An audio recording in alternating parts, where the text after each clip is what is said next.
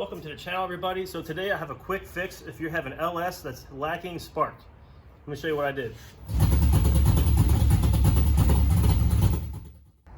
So before we begin, this is my 91 Toyota MR2 that I put an LS into and just got it running. However, I could not get a spark. Now, I had this engine running on an engine stand not too long ago and spark was not an issue.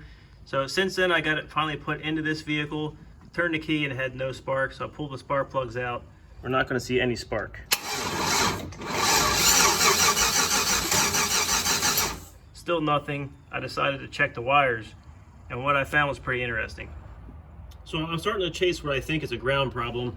I started out by moving the actual motor ground just temporarily to the shock tower. It's grounded, everything measures out fine, and that's not the problem. I moved forward and found the ground actually going to the coil packs, which is in this connector pack right here. I went from there.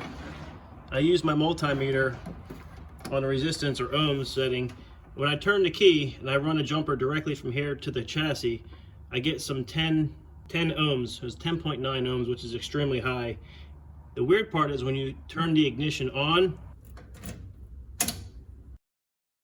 you lose your ground completely. So it goes to open. Now to combat that, or at least try something, I'm gonna come in here with one of these little splice connectors. I'm gonna hit this ground, that same one that goes to there, jump a wire to the chassis, and we'll see if I have a connection. I've got my splice connector connected, and it's now grounded to the chassis. Okay, so now with my multimeter hooked up, the ignition is on. I'm gonna connect this to the chassis, and we're gonna see how much resistance. So now it's exactly what we need. We can move back over and see if we have spark from the coils.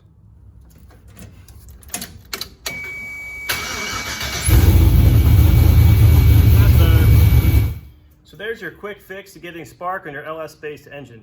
Now granted, I am going to have to fix up this wiring because that's not how I'm going to leave it, but for serving the purpose of troubleshooting, that worked out perfect. I'm going to get that put back in the wiring harness and I should move on with no problems. Thanks for watching. See you next time.